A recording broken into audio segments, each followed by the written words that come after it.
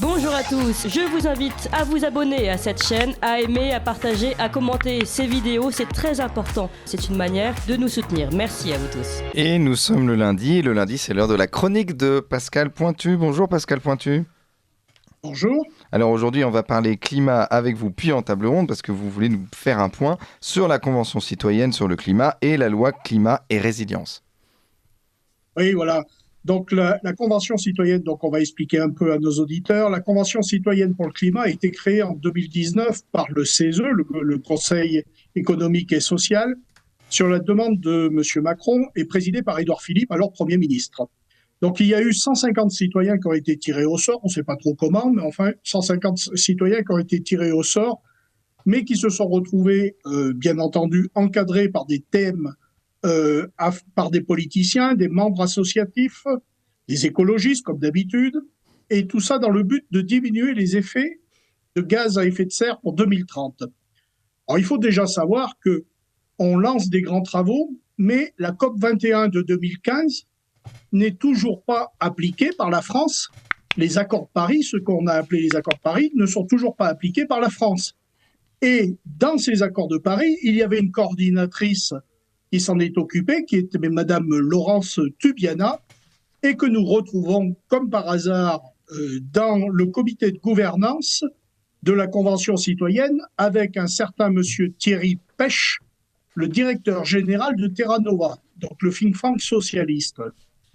Donc think tank dont un des membres fondateurs a été condamné par la justice pour pédopornographie. Bon voilà, ça place déjà un peu le débat. Et nous retrouvons comme rapporteur M. Julien Blanchet, c'est un syndicaliste estudiantin, ancien responsable de l'AFAGE, et ce syndicat étudiant qui a notamment eu ces cadres qui ont rejoint Macron en 2017 afin d'avoir des postes dans des ministères, et notamment ceux de l'enseignement supérieur. Donc, point de vue probité, on peut en discuter encore là-dessus. Et nous avons aussi maintenant le véritable bobo des Parisiens, Monsieur Cyril Dion, réalisateur, militant, écolo, poète, paraît-il, enfin bon, et qui, lui, était responsable du Collège des Garants avec des directeurs de service de l'Assemblée nationale et du Sénat.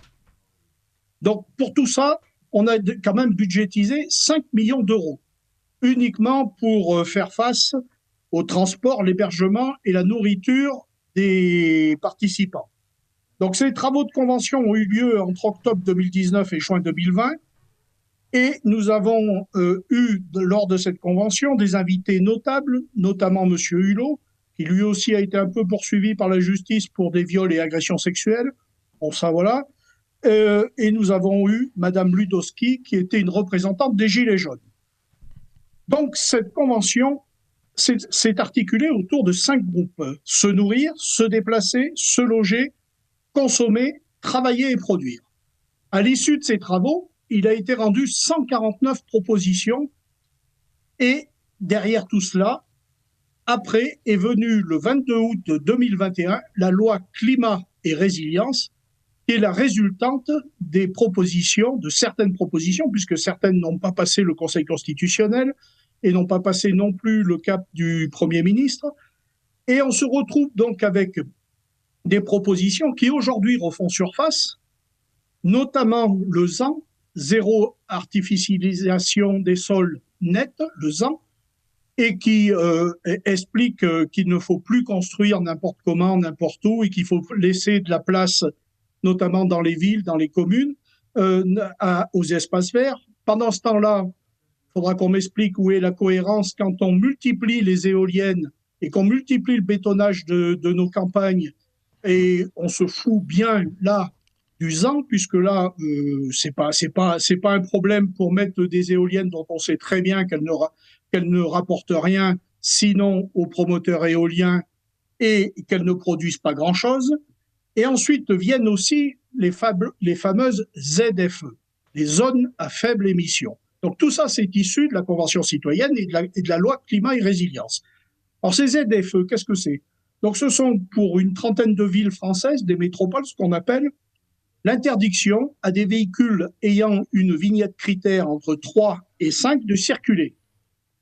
Donc nous, en campagne, dans nos zones rurales, nous avons beaucoup de véhicules diesel ou de véhicules d'un certain âge et où nous avons des problèmes aussi de déserts médicaux.